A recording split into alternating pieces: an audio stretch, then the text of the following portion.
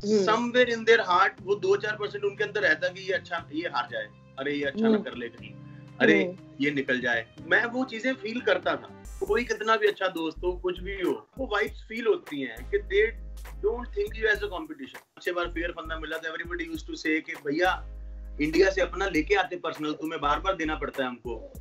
Karan used to tell me कि अपने यहाँ टैटू बनवा ले फियर फंदा का, तुझे तो हर स्टंट के बाद मिलना होता है। आप बिलीव नहीं करोगे, जैसे शिविन के साथ, Shivin is a non swimmer, उसको स्विमिंग नहीं आती, मुझे भी स्विमिंग नहीं आती।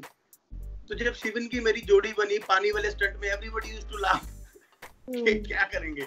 तो रोहित सर पूछते थे कि अच्छा पानी के अंदर कौन रहेगा और बाहर से कौन जाएगा। मैंने कहा किसी को भी डाल दो, दोनों डूबने वाले। मुझे लग रहा कि अर्जेंटीना वाले सीजन में अगर मैं होता, उस सीजन में मुझे पर्सनली लगता था कि मैं वो सीजन, क्योंकि उसमें भारती थी, हर्ष था, आदित्य था, उसमें विकास था, अली था, उसमें आई थिंक 90% लोग ऐसे थे जिनके साथ मैंने ऑलरेडी बहुत काम किया।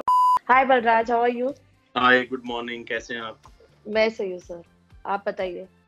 मैं बहुत बढ़िया, फर्स्ट क्लास, मजे में। ओके, तो सबसे पहले स्टार्ट करना चाहेंगे अभी जो रीसेंट प्रोजेक्ट था आपका खतरों के खिलाड़ी, उसकी जर्नी के बारे में अगर हम आपसे जानना चाहें तो वो जर्नी कैसी रही आपकी? आई थिंक मेरे करियर के मैंने अब तक जितने भी शोज किए हैं, one of the most memorable show है, जिसमें इमोशनली, फिजिकली मैंने इतना ज्यादा इन्वेस्ट किया। कल जब मैं वो फिनाले से पहले वो एक छोटा सा जर्नी का क्लिप काटा था कलर्स वालों ने, तो कल जब मैंने उसको अपने इंस्टाग्राम पे शेयर किया था, मैंने उस पे भी यही मेंशन किया था कि सिर्फ मैं ही जानता हूँ इस शो में मैंने इमोशनली कितना इन्वेस्ट किया। क्योंकि जब भी आप किसी शो में काम करने जाते हो तो आप हमेशा ये सोच जाते हो कि आप अच्छा करोगे, और आप हमेशा ये सोचते हो कि यार जो मैंने काम साइन किया है मैं उस काम करने के लायक हूँ। लेकिन खतरों के खिलाड़ी में मैं जैसे ही गया, मुझे लग रहा था कि मैं अच्छा कंटेंडर हूँ, मैं थोड़ा स्ट्रॉन्ग हूँ, मैं अच्छा करूंगा, बट पहले हफ्ते एलिमिनेशन में पहुंच गया जी। वहां से बचा दूसरे हफ्ते फिर एलिमिनेशन में पहुंच गया, वहां से बचा तीसरे हफ्ते फिर एलिमिनेशन में पहुंच गया।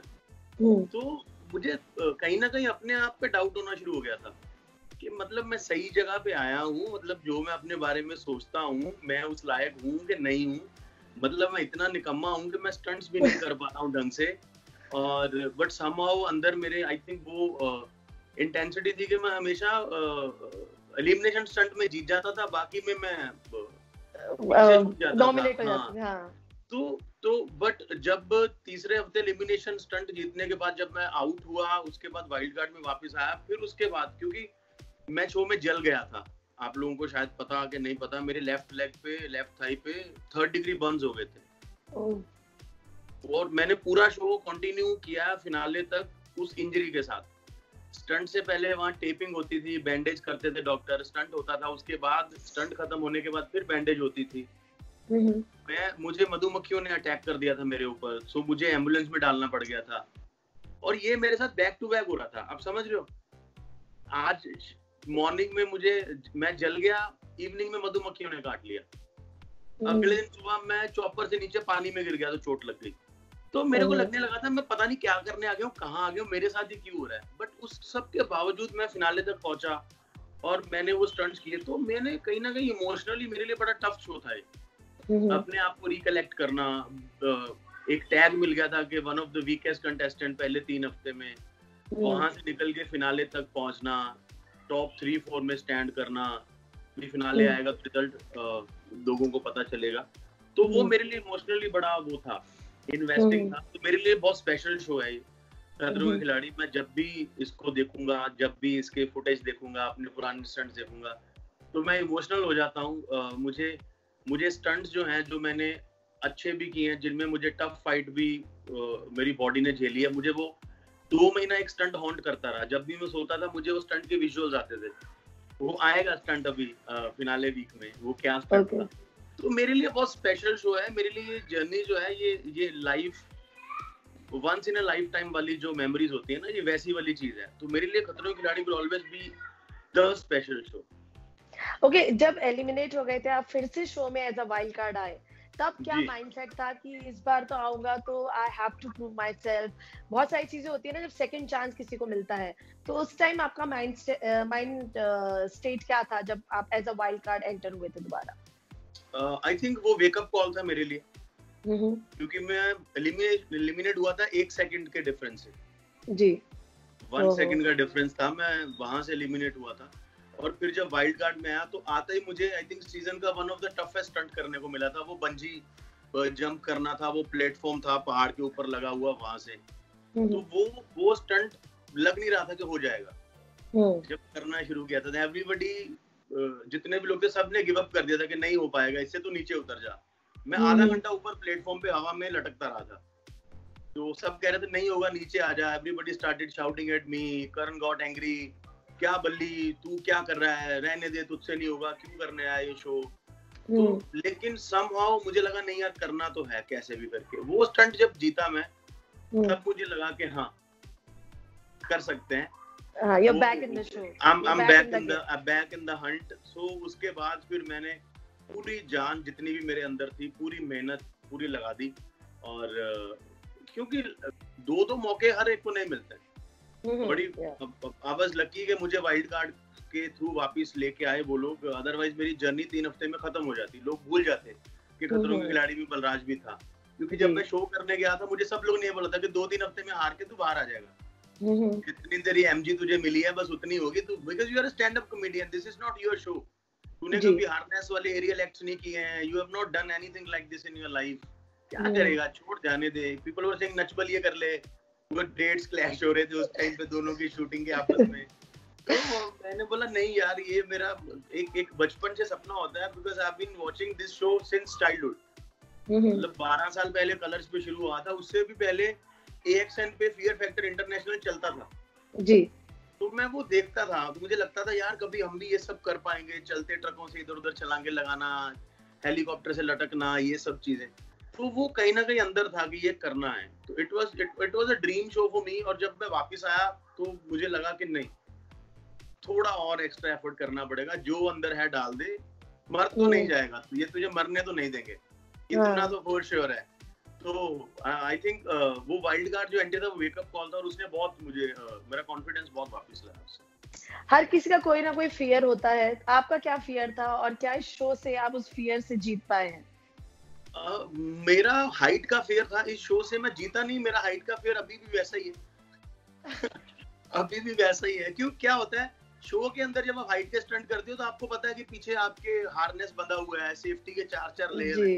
रियल लाइफ में तो there is no protection like this. तो वो हाइट का फियर मुझे अभी भी है। पानी का मुझे डर था, और बिकॉज मुझे स्विमिंग नहीं आती है, तो मुझे पानी का डर था। पानी के स्टंट जैसे ही आते थे तो मेरा चेहरा पीला पड़ जाता था, बीपी डाउन हो जाता था कि क्या करेंगे, कैसे करेंगे। बट फॉर्चुनेटली मैंने कोई भी पानी का स्टंट अवॉर्ड नहीं किया, पूरे करने की कोशिश करी। जितने सिंगल स्टंट थे मैंने कंप्लीट किए। जो टीम वाले स्टंट थे, अनफॉर्चुनेटली या लकीली मेरे लिए, मेरे पार्टनर्स ने अबॉर्ट किया, मैंने नहीं किया। हमने देखा जी। तो वो फियर से तो डर नहीं निकला है। तो लोग बोलते हैं अब तो छिपकलियों से डर नहीं लगता होगा। अभी भी कमरे में जब छिपकली घूमती है तो पूरा ध्यान रहता है कि कहीं गायब तो नहीं होगी, पता नहीं कहाँ चली गई। जमीन पे चूहा घूमता है तो फटाफट बैठ जो सोफे के ऊपर आ जाते हैं। कि वहां पर शो में एक माइंडसेट अलग होता है आप लोग का जी। आप पहले दिन सांपों से डरते हो, दूसरे दिन थोड़ा कंफर्टेबल हो जाते हो, तीसरे दिन और कंफर्टेबल हो जाते हो। लेकिन वो एक माहौल होता है, उस माहौल वो ऑरा ऐसा बन जाता है कि everybody is doing the same thing. हम उन्हीं चीजों में रह रहे हैं, उन्हीं में जाग रहे हैं, उन्हीं में सो रहे हैं। तो वो वहां पर तो नहीं था, लेकिन बाकी फिलहाल एज इट इज ही है, कोई फर्क नहीं पड़ा है कुछ खास। ओके बलराज, हमने ये भी देखा था शो में कि आप बहुत मोटिवेट करते थे और कंटेस्टेंट्स को जब वो टास्क परफॉर्म करने जाते थे, और स्पेशली जो सबसे ज्यादा अवॉर्ड करते थे उन्हें आप सबसे ज्यादा मोटिवेट करते थे जी। तो उसके बारे में आप कुछ बताइए। मैं ऑनेस्टली आपको बात बताऊं, मुझे कहीं ना कहीं ऐसा लगता है कि कोई कितना भी मोटिवेट करे शो के अंदर ना कहीं लोगों के अंदर कंपटीशन की फीलिंग रहती है। समवेयर इन देयर हार्ट वो 2-4% उनके अंदर रहता है कि ये अच्छा, ये हार जाए, अरे ये अच्छा ना कर ले कहीं, अरे ये निकल जाए। तो मैं वो चीजें फील करता था, बिकॉज शुरू में मुझे टैग मिला था one of the weakest contestant. तो जो लोग रेगुलर अच्छा कर रहे होते हैं ना, तो आप जब उनके साथ किसी स्टंट में compete करने जाते हो या कोई स्टंट करे तो आपको वाइब्स फील होती हैं कि they don't think you as a competition, they know that you gonna lose और you will not be a threat to them. तो अच्छा भी कर लेगा तो उनको कोई स्ट्रेस नहीं है, एवरीबॉडी प्रेज कि उनके साथ ही तुम्हारा स्टंट आए। तो इसलिए अगर कोई अच्छा नहीं कर पा रहा था तो I could feel the pain. वो सिचुएशन जो है वो माइंडसेट मुझे समझ में आता था। तो इसलिए मैं हमेशा पुश करता था कि एक स्टंट अगर अच्छा हो जाएगा तो सब फाइन हो जाएगा। सो मैं शिविन को बहुत बोलता था कि क्यों अबॉर्ट करता है, स्टंट तो कंप्लीट कर। हार मानना, giving up is not a solution. बहुत बार स्टंट ऐसे भी हैं जहां मेरी जुबान पे अबॉर्ट आते आते वापस गया, मतलब ए बोलने के बाद भी लगा कि नहीं यार शायद एक एक्स्ट्रा एफर्ट और की जा सकती है। मैं करण को हमेशा ये बोलता था कि यार abort is not the solution. मर नहीं जाएंगे हम लोग, विल नॉट डाई। अगर हम मरने लगेंगे तो वो लोग हमें अबॉर्ट करने का मौका नहीं देंगे, they will get us out of the stunt immediately. तो इसलिए मुझे होता था, बिकॉज सी क्या होता है, कोई कितना भी अच्छा दोस्त हो, कुछ भी हो, जो आदमी अच्छा नहीं कर पा रहा ना, उसका माइंडसेट जो दूसरा अच्छा नहीं कर पा रहा वो ज्यादा समझ पाता है। तो मैं वो कर रहा था, मैं वो फील कर रहा था। मुझे हर हफ्ते स्टंट्स में, चाहे मजाक में सही, बट एवरीबॉडी यूज्ड टू से the weakest contestant is Balraj, the weakest contestant is Balraj. तो मजाक एक अलग चीज होती है, लेकिन समहाउ वो मजाक के अंदर 2% रियलिटी तो होती है जी। तो वो 2% रियलिटी वाली पेन जो मैं फील करता था, वो मैं नहीं चाहता था कि मेरे दोस्त लोग भी फील करें जो अच्छा नहीं कर पा रहे स्टंट्स में। So I used to push them extra. तो ज्यादातर जोड़ी भी आपकी शिविन के साथ ही बनती थी जब कपल टास्क होते थे, या साथ में कोई टास्क करना होता था, उस टाइम पे क्या माइंडसेट रहता था आपका? आई थिंक जैसा आप बता रहे हैं तो ऑपोजिट टीम जो होगी हमेशा खुशी होती होगी कि दो ऐसे कंटेस्टेंट एक साथ परफॉर्म कर रहे हैं। आप बिलीव नहीं करोगे, जैसे शिविन के साथ, Shivin is a non swimmer, उसको स्विमिंग नहीं आती, मुझे भी स्विमिंग नहीं आती। तो जब शिविन की मेरी जोड़ी बनी पानी वाले स्टंट में, एवरीबॉडी यूज्ड टू लाफ कि क्या करेंगे। तो रोहित सर पूछते थे कि अच्छा पानी के अंदर कौन रहेगा और बाहर से कौन जाएगा। मैंने कहा किसी को भी डाल दो, दोनों डूबने वाले, डजंट रियली मैटर, राइट। तो हम लोग वो स्टंट हार गए। फिर उसके बाद मेरी शिविन की जोड़ी बनी फायर वाले स्टंट में, एवरीबॉडी बस, और वो जोड़ी बनी नहीं थी, वो चूज वाला ऑप्शन नहीं था। लास्ट में जिन लोगों को ऑप्शन मिला था चूज करने का, तो करिश्मा ने धर्मेश को चूज किया, तेजस्वी ने पटेल को चूज किया, तो मेरे पास ऑप्शन पे शिविन बचा, राइट। हम लोगों ने वो स्टंट जीता जी। सेम, तो ऐसा नहीं है कि हर बार हम लोग हारते थे।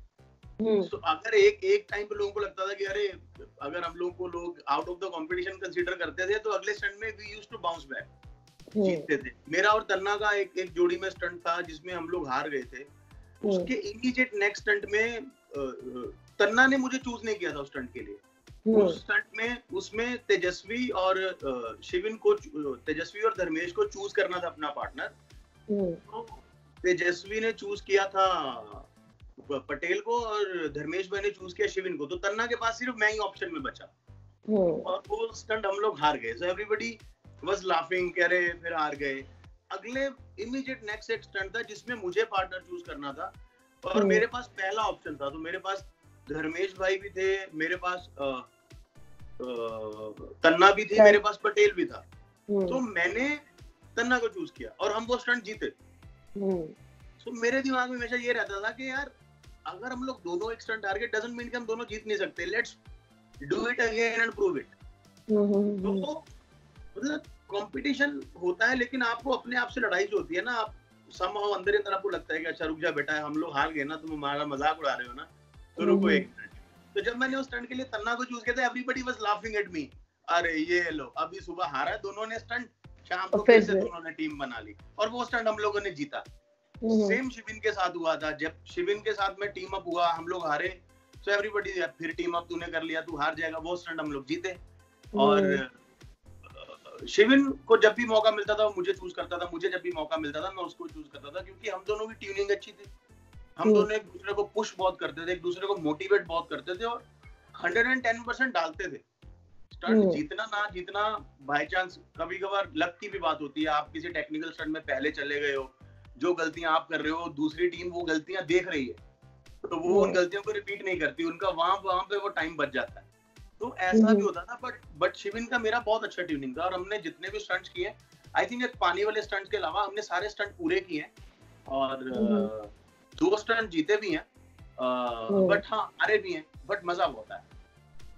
अच्छा, जब ऐसा शो होता है तो ऑलरेडी इतना प्रेशर होता है कि स्टंट कैसे परफॉर्म करेंगे, और फिर आस पड़ोस में जो एक एटमॉस्फेयर होता है, कॉम्पिटिटिव फीलिंग होती है, और कहीं ना कहीं माइंडसेट ये होता है कि हाँ ये लोग फिर बाद में चिढ़ाएंगे अगर हम हार गए तो। उस सब चीज कैसे चिढ़ाते बकायदा चिढ़ाते। तो कैसे डील करते थे, खुद को कैसे मोटिवेट करते थे, नहीं यार ये कैसे भी करके हमें जीतना है, चाहे कोई कुछ बोले, चाहे हमें कितना कोई डीमोटिवेट करे? ऑनेस्टली शुरू में मैं बहुत डाउन चला गया था। मेरा जो दूसरा स्टंट था जिसमें मैं चॉपर से नीचे गिर गया था, वो स्टंट मैंने ऑलमोस्ट कंप्लीट कर लिया था। वो होता है ना 99 पे आके आप रन आउट हो जाते हो जी, आपने शॉट भी नहीं खेला और दूसरे एंड पे खड़े हो और बॉलर का हाथ लग गया, आप आउट हो गए। वो वैसा मेरे साथ वो हुआ जब मैंने वो स्टंट शुरू किया था। मैं और रानी टीम में स्टंट करने वाले थे एंड मैं नेट ऊपर चढ़ रहा था, मैं आधा नेट चढ़ गया, मुझे लगा अभी रानी को ऊपर खींचता हूँ, नीचे देखा तो रानी थी नहीं, वो पानी में गिर चुकी थी। तो मुझे अकेले को वो स्टंट पूरा करना था। तो पूरी लंबी लेक के बीच में चॉपर के नीचे आप अकेले लटक रहे हो, तो मुझे लगा था कोई बात नहीं, नंबर तो ऑलरेडी कट गए क्योंकि आपका पार्टनर गिर जाए तो माइनस कुछ टाइम हो जाता है। मुझे लगा खत्म करूंगा मैं स्टंट, और ऑलमोस्ट खत्म कर लिया था मैंने। एक लास्ट ग्रिप पकड़ने लगा था, चॉपर घूमा, हवा का झटका आया और उसने मुझे पानी में फेंक दिया। मैं इतना डाउन चला गया था उस स्टंट से, मैं बता नहीं सकता कि बैक टू बैक मेरे स्टंट्स जो थे मैं अच्छे करने की कोशिश करता था, लेकिन फिर भी सेकंड फर्स्ट नहीं आ पा रहा था। तो अमृता एक दिन मेरे पास होटल में बैठी, अमृता खंडवी, तो भाई क्या हो गया तुझे? मैंने यार पता नहीं, समझ ही नहीं आ रहा मुझे क्या। तो उसने मुझे आधा पौना घंटा समझाया कि दिमाग से प्रेशर निकाल, जस्ट रिलैक्स हो, अपने आप को रिलैक्स कर, जो निकल गया उसको भूल जा। तो बहुत लोगों से बेटर है जस्ट उस पे। सो आई थिंक उसने मुझे बहुत हेल्प किया, अमृता ने बहुत हेल्प किया मुझे। उस वजह से वो माइंड थोड़ा रिलैक्स हुआ। कभी-कभी क्या होता है, when you are down you need somebody to talk to you जी, बट आप आगे से जाके किसी से बात नहीं कर सकते बिकॉज़ यू आर लूजिंग। तो हारने वाले के पास बैठ के कोई टाइम वेस्ट करता नहीं अपना जी। तो Amrita came to me, breakfast कर रहे थे हम लोग, उसने आधा पौना घंटा मेरा काउंसलिंग किया। उसके बाद फिर I started doing stunts in a better way. तो कभी-कभी आप खुद को पुश नहीं कर पाते हो, खुद को पुल नहीं कर पाते हो, लेकिन आपके आसपास के लोग शायद जो रीड कर लेते हैं कि यार ये थोड़ा ट्रबल में है, ये परेशान है, क्या कारण। तो आई थिंक अमृता ने मुझे बहुत हेल्प किया। और उसके बाद तो फिर क्या रेगुलर बेसिस पे डी भाई, डी कभी-कभी ऐसा टिप दे देता था स्टंट से पहले जिससे आपका पूरा स्टंट का काया पलट जाता था। बिकॉज उन्होंने एरियल एक्ट्स बहुत किए हैं, being a choreographer and a dancer, harness के साथ खेलना वेलना, जंपिंग, बैलेंसिंग, तो वो काम आती थी। पटेल हमेशा जो टिप्स देता था वो हमेशा हमें अवॉइड करने पड़ते थे क्योंकि उसके टिप्स जितने भी लिए वो हार जाता था। तो बट अमृता ने मुझे बहुत हेल्प किया। डी भाई बहुत मोटिवेट सब करते थे, बट आई थिंक अमृता ने वो जो काउंसलिंग किया था ना मेरा एक दिन आधे घंटे का, वो मेरे लिए आई थिंक वो टर्निंग पॉइंट था मेरा। आप इस सीजन के पार्ट थे, इस सीजन के कंटेस्टेंट थे, अगर आपको ऑप्शन दिया जाता किस सीजन का आप पार्ट होना चाहते थे? इतने सीजन्स आए हैं, कोई एक ऐसा सीजन जो आपका पर्सनल फेवरेट रहा हो and you wanted to be part of that? मैं जो अर्जेंटीना में सीजन हुआ था, मैं पर्सनली वो करना चाहता था। मैंने वो सीजन का कॉन्ट्रैक्ट भी साइन कर लिया था, सब कुछ हो गया था, बट लास्ट मोमेंट पे वो सीजन थोड़ा 1-2 महीने पुश हो गया क्योंकि रोहित सर सिम्बा शूट कर रहे थे, तो डेट्स उसके पुश हो गए। इन बिटवीन मेरा कॉमेडी सर्कस चालू हो गया, तो मुझे वो सीजन मिस करना पड़ा। उस सीजन में मुझे पर्सनली लगता था कि मैं वो सीजन, क्योंकि उसमें भारती थी, हर्ष था, आदित्य था, उसमें विकास था, अली था, उसमें आई थिंक 90% लोग ऐसे थे जिनके साथ मैंने ऑलरेडी बहुत काम किया हुआ। हाँ। एंटरटेनमेंट की रात में आदित्य मेरे साथ था, पुनीत था उस शो के अंदर, पुनीत। तो वो टीम पूरी ऐसी थी कि मुझे लग रहा था कि यार ये सीजन में मुझे होना चाहिए था। वो पर्सनली वो होता ना कि यार इसमें होना चाहिए था, जो मैं नहीं कर पाया। बट आई थिंक सीजन 10 इसलिए वन ऑफ द बेस्ट है क्योंकि इससे टफ लड़कियां पूरे अब तक जितने भी सीजन हुए हैं किसी सीजन में नहीं आई। मतलब मैं ऐसा नहीं कह रहा कि लड़कियां टफ नहीं आई होंगी, बट इस सीजन में सारी लड़कियां टफ थी जी। सारी लड़कियां डायनामिक स्टंट्स में लड़कियां लड़कों से जीत जाती थी जी। तो अब somehow मुझे लग रहा कि अर्जेंटीना वाले सीजन में अगर मैं होता तो क्योंकि मैं वो होता ना, आपने साइन कर लिया होता है, आप मेंटली प्रिपेयर हो चुके होते हो टू फ्लाई, पैक कर चुके होते हो, सडनली पता चलता है कि 1 महीना पुश हो गया एंड देन आप किसी और के कॉन्ट्रैक्ट में हो, दे सेट कि हमारा शो शुरू हो रहा है, नहीं जा पाओगे, ये सब। बट अदरवाइज सीजन 10 मेरे लिए बेस्ट मेमोरी इसी सीजन ने दी है। बट अगर पॉसिबल हो पाता तो 9 में भी शायद मैं होता। ओके, और जो कॉमेडी का तड़का आपने लगाया है शो में, वो स्क्रिप्टेड था या स्पॉन्टेनियसली आपका पूरा एक्ट होते थे? स्क्रिप्टें कहाँ काम करती हैं? जब स्टंट नहीं काम कर रहे होते तो स्क्रिप्टें भी काम नहीं करती। जब आपकी बैंड बजी होती है ना, तो लिखा लिखाया, पढ़ा पढ़ाया सब भूल जाता है आपको। और इस सीजन में आई थिंक मैंने कॉमेडी कम क्रिएट करी है। जो मैं स्टंट्स करता था उसको देख के लोग ज्यादा हंसे हमारे टीम वाले। मुझे शुरू में बैक टू बैक 5-6 बार फेयर फंदा मिला था। एवरीबॉडी यूज्ड टू से कि भैया इंडिया से अपना लेके आते पर्सनल, तुम्हें बार-बार देना पड़ता है हमको। करण यूज्ड टू टेल मी कि अपने यहाँ टैटू बनवा ले फेयर फंदा का, तुझे तो हर स्टंट के बाद मिलना होता है। सो स्क्रिप्टेड नहीं था। सी अगर आपके पास अच्छे लोग हो ना आसपास तो ह्यूमर ऑटोमेटिकली निकलता है जी। जब स्टंट ठीक नहीं हो पा रहे थे तो लोग हंस रहे थे मेरी हरकतों पे। जब स्टंट ठीक होने शुरू हो गए तो फिर मैं हंसा रहा था लोगों को। तो स्क्रिप्टेड उसमें कुछ भी नहीं था। क्योंकि I think this is the least scripted show on Indian television. यहाँ पर स्टंट्स होते हैं, आपको करने पड़ते हैं, एज इट इज आपके सामने होते हैं, वो चीजें करनी पड़ती हैं। और स्क्रिप्ट तो कुछ नहीं थी। अगर कहीं 1-2 बार होगा भी स्क्रिप्टेड तो वो वर्क नहीं किया क्योंकि स्टंट अच्छा नहीं हुआ, आप सब भूल भाल गए, आपको याद ही नहीं रहा आपने क्या बोलना था और क्या करना था। तो इम्प्रोवाइज, और मुझे ऐसा लगता है कि सिचुएशन की जो ह्यूमर होता है वो 75% इम्प्रोवाइज होता है, इस तभी वो फ्रेश लगता है और लोगों तक पहुंच पाता है। क्योंकि it's not a comedy show कि आप स्क्रिप्टेड कर लो इसमें ह्यूमर सारा। वो स्क्रिप्टेड वो वाले गैग थे, वो जो गोरिल्ला तन्ना के पीछे भागता है और ये सारी चीजें, वो स्क्रिप्टेड है। उसके अलावा जो हम लोग का हंसी मजाक है, दैट वाज ऑल इम्प्रोम्प्ट। एंड कितने दोस्त बनाए हैं आपने और कितनों के साथ आप आज भी टच में हैं? मैं सबके साथ टच में हूँ, तो मेरे साथ कितने लोग टच में हैं वो अलग बात है। दोनों अलग इक्वेशंस है। मैं सबके साथ टच में हूँ, सब बड़े अच्छे लोग हैं।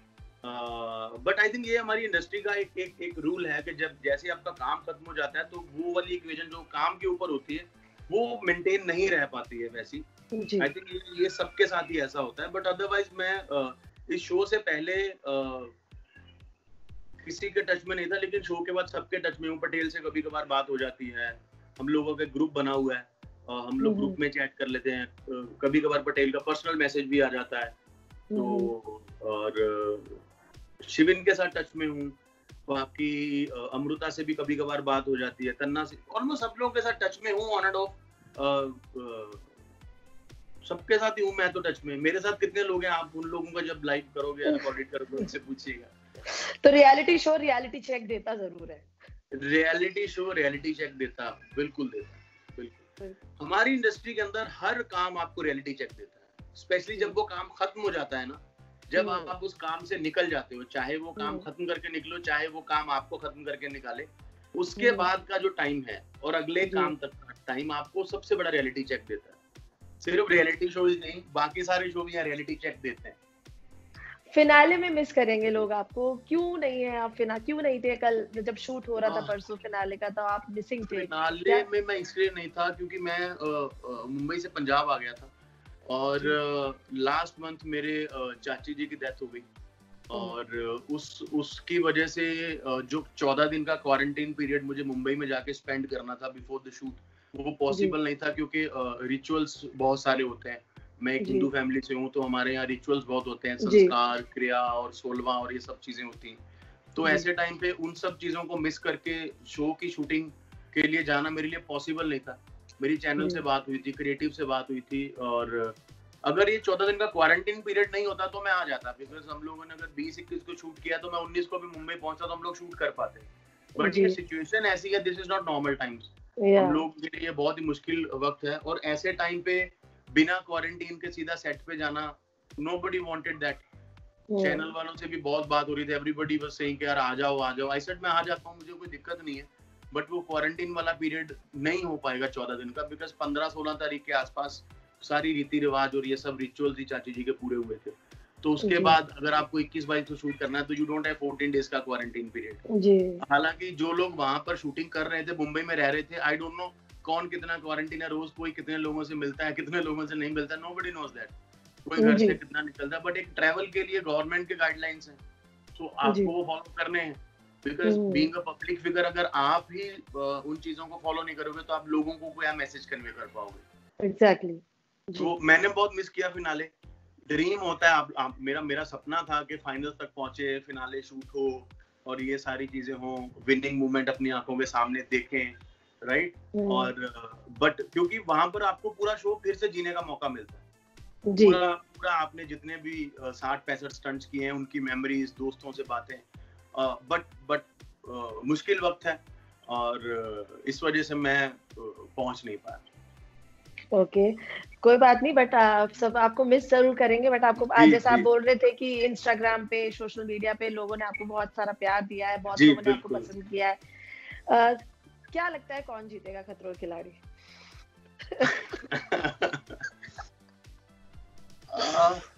पता नहीं, आई थिंक कोई एक ही जीतेगा। वो तो सबको पता है।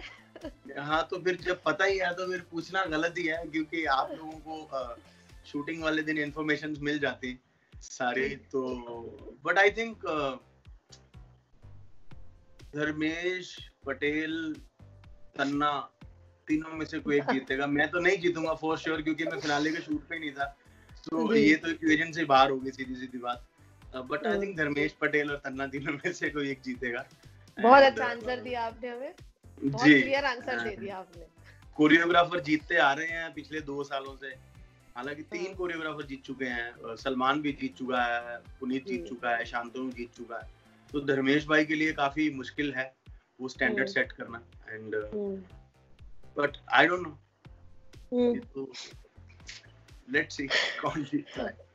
Okay, moving on. अगर करण पटेल जीतेगा तो मुझे खुशी होगी, क्योंकि पटेल की मेरी डील हुई थी, अगर पटेल जीतेगा तो गाड़ी मुझे देगा, वो मुझे स्विफ्ट गाड़ी मिलने वाली थी। अच्छा। और हाँ, बट बीच में वो उसने बोला मैं नहीं दूंगा, तो आई थिंक शायद फिर वो नहीं जीतेगा, क्योंकि अपने वादे से मुकर गया। तो जो भी जीतेगा, देखिए हम चारों ने बहुत मेहनत करी है, जितने भी लोग थे सबने मेहनत करी है, और हम लोगों ने आखिर टोटल 66 स्टंट्स हुए हैं, और पूरा पहले स्टंट से लेके 45 दिन सफेद रंग के गए थे हम लोग, और बाकायदा ब्राउन कलर के होके वापस आए। स्किन छिल गई, कट गई, इंजरीज हुई, अभी भी मेरे वो जो बर्न मार्क्स है, अभी भी कभी कभी बीच में पेन होती है वहां पे। तो सबने बड़ी मेहनत करी है, कोई भी जीते। विनर तो खैर ये कहना बड़ा वो होता है डिप्लोमेटिक के, everybody is a winner but only one is the winner. जी, एक ही विनर होता है जिसको ट्रॉफी मिलती है, 25 लाख रुपए और गाड़ी मिलती है। तो वो तो एक ही होता है। तो जो भी जीतेगा उसके लिए मेरी तरफ से उसको बहुत बहुत एडवांस में बधाई। एक एलिमिनेशन जो आपके लिए भी काफी शॉकिंग था किसी भी कंटेस्टेंट का,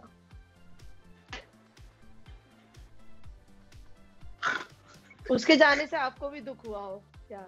मुझे देखिए, दुख तो सभी के जाने से होता है। आपको शुरू में क्या होता है, अर्ली इविक्शंस होती हैं पहले 2-3 हफ्ते की, तब तक आप इतना जेलप नहीं हो पाते, आपकी बॉन्डिंग उतनी स्ट्रांग नहीं हो पाती है, या आप ये कहें कि आपको उतनी आदत नहीं हो पाती है उन लोगों के साथ रहने की, तो वो कहीं ना कहीं फिर भी हैंडल हो जाती है। लेकिन जो लेटर हाफ में एलिमिनेशंस होती है ना, जब तक आप लोगों ने 5-6 हफ्ते एक साथ ब्रेकफास्ट टेबल पे, गाड़ी में, शॉपिंग मॉल में, होटल के अंदर, स्टंट्स लोकेशन पे, behind the shoot time spend किया होता है, तो वो सडनली खाली लगने लगता है। तो तब आप चीजें मिस करते हो, क्योंकि फिनाले के टाइम पे हम लोग को लग रहा था कि अरे बस हम लोग ही हैं, शो खाली हो गया सारा।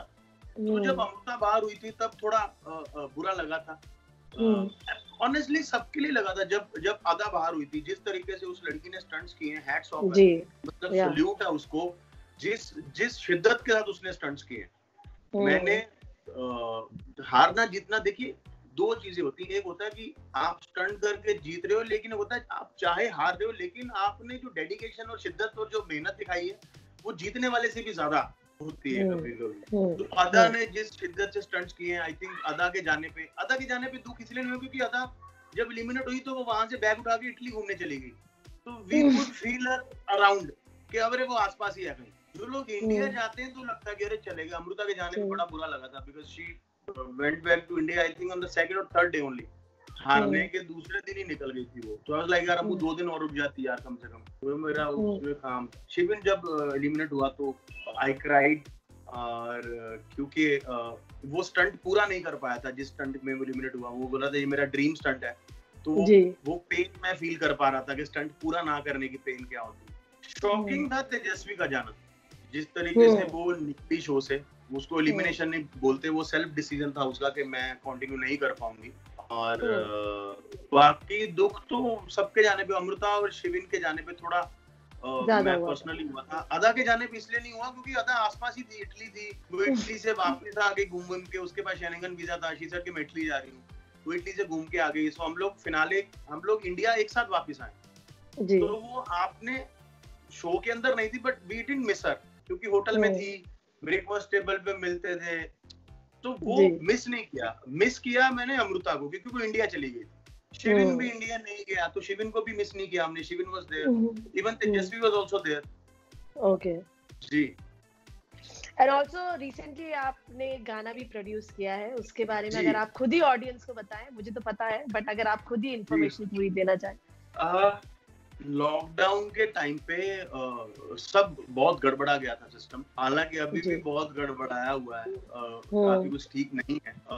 तो मैं घर पे बैठ के रोज सुबह, क्योंकि घरों के अंदर हमारे पास सिर्फ एंटरटेनमेंट के लिए सोशल मीडिया ही था जी, तो रोज सुबह इंटरनेट खोलना, Instagram, Facebook. So I used to see कि लोग, कोई घर के अंदर पेंटिंग्स बना रहा है, कोई घर के अंदर खाने बना रहा है, कोई घर के अंदर वर्कआउट कर रहा है, कोई तंबोला ऑनलाइन खेल रहा है, कोई ग्रुप कॉल के ऊपर फन कर रहा है। बट जैसे ही शाम को वो लोग लाइव आते थे, या उनको कोई इंटरव्यू कर रहा होता था, या उनसे कोई फोन पे बात करता था कि कैसा चल रहा है लॉकडाउन, दे यूज्ड टू से यार लाइफ हेल हुई पड़ी। मुझे ऐसा लगता था कि यार मतलब तुम घर के अंदर रहकर पेंटिंग कर पा रहे हो, इसका मतलब you have resources at your disposal. 36 तरीके के कुजीन घर के अंदर बना रहे हो, इसका मतलब तुम्हारे पास वो सब चीजें अवेलेबल करवाई हैं ऊपर वाले ने। जो लोग घरों के बाहर हैं, people who want to reach their homes, people who are looking for food, उन लोगों का टफ टाइम और हमारे टफ टाइम में जमीन आसमान का डिफरेंस है। तो मुझे कहने लगा कि यार लोगों के अंदर ग्रेटिट्यूड शायद कहीं ना कहीं अननोइंगली मिसिंग होता जा रहा है। हमारा फ्रीडम कितना इम्पोर्टेंट था, अभी शायद हमको उसकी कदर होगी, लेकिन जब तक वो फ्री मिल रहा था किसी को वैल्यू नहीं थी। तो मैंने, जो मेरा कंपोजर दोस्त है कुणाल, मैंने उससे बात की। मैंने कहा यार let's create something on the lines of gratitude. लोग ग्रेटिट्यूड भूल गए हैं शायद लाइफ के अंदर, चाहे जानबूझकर नहीं भूले हैं, बट टेकन फॉर ग्रांटेड हो गया है। अरे खाना मुझे तो मिलेगा ही, अरे गाड़ी वो तो मेरा राइट है, घर ये तो मैंने कमाया है, ये सब तो टेकन फॉर ग्रांटेड है। तो फिर हम लोगों ने गाना बनाया, शुक्र कर बंदिया तेनू रोटी मिली, शुक्र कर बंदिया छत सोनू मिली, वेख वसदे ने वो भी जेडे भूखे सौ गए, हाल सोच उनका जो जुदा हो गए। तो हमने ये गाना क्रिएट किया, इसका ऑडियो बना, और प्लान था कि इसका ऑडियो बनाएंगे, अपने फेसबुक इंस्टाग्राम पे डाल देंगे, अपने यूट्यूब चैनल पे डाल देंगे, जस्ट कि हमने कुछ बनाया। बट जब ऑडियो बना तो बहुत अच्छा बन गया। जब लोगों को भेजा तो पीपल सेट किया रहे तो बहुत कमाल का ऑडियो। मैंने सुरेश को भेजा, इस सेट के मुझे गाना है ये गाना, सो ही got involved in the project। मैंने प्रिंस को भेजा, ही सेट के इसका अच्छे से वीडियो बनाते हैं। फिर मैंने सोनू सूद पाजी को ऑडियो भेजा उसका, मैंने बोला पाजी क्रिएट किया है, तो ई सेट के यार बहुत ही प्यारा गाना है बलराज, बहुत अच्छा गाना है, क्या करना चाहता है। मैंने बोला मैं कुछ करना चाहता हूँ, तो मुझे आपसे ये चीजें चाहिए। भारती हर्ष को भेजा, तो सब लोगों को इतना गाना पसंद आया, तो मुझे लगा कि यार इसको अच्छे से बना सकते हैं। तो सब लोगों ने अपने अपने घरों पे शूट किया, और जब वीडियो बन के आया तो उसको देख के लगता ही नहीं है कि ये सबने अपने अपने हिसाब से अपने अपने घरों पे शूट किया। सोनू सूद पाजी को भेजा, पाजी ने उसको शूट करके भेजा। वीडियो जब बन गया तो इधर उधर से कंपनीज के ऑफर आए कि हमें दे दीजिए, वील गेट यू इतने मिलियन व्यूज, उतने मिलियन व्यूज। तो मैं, कुणाल और दीप्ति हमारी जो फीमेल वोकलिस्ट है, हम तीनों ने इसको मिलके बनाया था। तो उनको लगा यार नहीं यार ये बड़े दिल से बनाया, ये कमर्शियल पर्पस के लिए नहीं बनाया, तो इसको नहीं बेचना आगे, इसको इससे अपना लेबल लॉन्च करते हैं। तो हमने अपना लेबल बनाया रियलाइज म्यूजिक का, अपना यूट्यूब चैनल बनाया जिसपे हमारे पास 800 सब्सक्राइबर थे बस, और मोनेटाइज भी नहीं हुआ था। लेकिन जब गाना रिलीज हुआ तो हमारे 40,000 सब्सक्राइबर हो गए चैनल के, और गाने के 3.5-4 मिलियन ऑर्गेनिक व्यू चले गए। और इतना पसंद किया लोगों ने गाना, इतना पसंद किया लोगों ने गाना, तो हमको लगा कि यार सच्चे दिल से नियत से कुछ काम किया। फिर हमने गाने के साथ एक कॉज को जोड़ दिया कि इस गाने से हम डिजिटली जो भी पैसा कमाएंगे, चाहे वो 1 रुपया कमाएं, चाहे 2 रुपए कमाएं, क्योंकि लाइफ टाइम इनकम जनरेट होती है जब आपका ये डिजिटल चैनल पे कोई चीज पड़ जाती है। तो लाइफ टाइम हम डिजिटली जितना भी पैसा कमाएंगे गाने से, वो सोनू सूद पाजी की चैरिटी में देंगे हम लोग, और कुछ भी इससे अपनी जेब में नहीं डालेंगे। तो उस लाइन पे हमने गाना बनाया था और बहुत ही प्यारा गाना बना। गाने का जो अंतरा है, उसकी 2 लाइनें बड़ी अच्छी हैं कि तू कहे तेरा वक्त गुजरे ना घर पे, गुजर गए राहों में ही जो दूर थे अपने घर से। तो ये जो कंट्रास्ट है ना, जो लाइफ का, घर के अंदर और घर के बाहर की लाइफ का जो कंट्रास्ट देखा हमने 3 महीने में, उसने बड़ा हर्ट किया मुझे। तो हमारी टीम ने बड़ी मेहनत से गाना बनाया and with the grace of God जो भी आदमी सुनता है उसका गला भर जाता है, और वो हमेशा ये कहता है कि यार सच में यार भगवान का शुक्रिया अदा करना चाहिए हम लोगों को। तो हम अपनी एफर्ट में कामयाब हुए हैं और इसी चीज को आगे बढ़ाते हुए दूसरे गाने की तैयारी हो गई है ऑलमोस्ट। तो होपफुली हफ्ते 10 दिन में दूसरा गाना भी हम लोग रिलीज कर देंगे। तो हम लोग अभी we are not into the commercial song के पैसे कमाने हैं, वीडियोस बनाने हैं, जस्ट बढ़िया कंटेंट क्रिएट करेंगे ताकि एक बार क्रेडिबिलिटी हमारी मार्केट में बन जाए, ताकि लोगों को अच्छा म्यूजिक जो हमें सुनने में अच्छा नहीं लगे वो हम किसी को सुना नहीं सकते। तो हम वही गाने क्रिएट करें जो हमें सुनने में अच्छे लग रहे हैं, जिसको सुन के हमको फील होता है कि यार अच्छा लिखा गया, अच्छा बना। तो वैसा म्यूजिक लोगों के सामने लेके आएंगे। तो अगले भी काम की तैयारी चल रही है, लॉकडाउन का फायदा उठाया जा रहा है पूरा, क्योंकि अभी फिलहाल शो चल नहीं रहा, तो पूरा टाइम है, तो वो टाइम उधर इन्वेस्ट किया। तो इस सॉन्ग में भी वही पूरी सेम स्टार कास्ट रहेगी आपके साथ, सेम लोग ही काम? देखिए सेम स्टार कास्ट तो नहीं होगी जी। वो जो सेम स्टार कास्ट थी उसको अगर हम लोग हायर करने जाएंगे तो 40 लाख रुपए का वीडियो बनता है।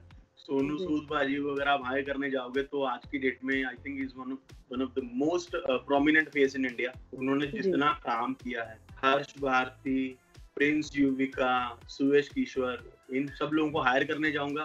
पहला वीडियो इन्होंने मेरे लिए फ्री ऑफ कॉस्ट कर दिया, दोस्त हैं हम लोग आपस में, अच्छा वीडियो बन गया। ये जो वीडियो है इसमें आई थिंक स्टार कास्ट नहीं रहेगी, क्योंकि इस वीडियो को जरूरत नहीं है ज्यादा लोगों की। अच्छा। ये सिंगल कैरेक्टर के ऊपर रिलेटेड है ये चीज, तो इसमें एक ही आदमी की जरूरत पड़ेगी। वो एक आदमी कौन होगा, वो दोस्तों से बात करके देखेंगे, जिसको पसंद आएगा, जिसको समझ में आएगा, he'll be a part of the song. So, but हाँ, ये सब लोग हैं, अपने दोस्त हैं, भाई हैं, फैमिली है, इनकी वजह से प्रोड्यूसर बनाऊं। तो ये तो 30-40 लाख रुपए लगा के वीडियो बना के प्रोड्यूसर बनना अपने बस का तो था नहीं। ये तो इन सब ने फ्री में काम कर दिया, शूट भी इन्होंने कर दिया। तो बाकी इस वजह से प्रोड्यूसर का ठप्पा मेरे ऊपर लग गया, लेकिन बना तो इन लोगों के दम पे ही। तो फिलहाल अगले गाने में सब नहीं होंगे, बट हाँ इन सबके साथ आगे बहुत चीजें मैं प्लान कर रहा हूँ। एंड अगर सब कुछ ठीक रहा ऊपर वाले की दया से, तो जल्दी रियलाइज म्यूजिक के लेवल से सब लोग आपको बारी बारी दिखेंगे। Thank you so much for talking to us and giving your time. जाते जाते फैंस और व्यूअर्स को क्या कहना चाहेंगे आप? कुछ नहीं, बस प्यार करते रहिए हमको और दुआ कीजिए जल्दी से कोई नया प्रोजेक्ट शुरू हो जाए। एंड अपना ध्यान रखिए और खुश रहिए, दैट्स इट। और टीवी को थोड़ा पुश कीजिए, थोड़े रेटिंग्स बहुत गिर गए हैं लॉकडाउन के बाद, जब से शो शुरू हुए हैं। टीवी को बहुत बड़ा सेटबैक लगा है, तो थोड़ा वापस प्लीज टीवी के साथ जुड़िए, कनेक्ट होइए, ताकि हम लोग फिर से आपको उसी, क्योंकि अगर नंबर्स अच्छे आने शुरू हो जाएंगे तो बजट्स भी अच्छे आने शुरू हो जाएंगे और आप उतना ही अग्रेसिवली और पैशनेटली फिर से काम कर पाते हैं, एक रीजन मिल जाता है। So please support our television industry again. Thank you so much for giving your time and we wish you all the best. And thank you, stay Ashima. home, stay safe. Thank you. Hey guys, check out our revamped website at www.indiaforums.com to get your daily dose of entertainment.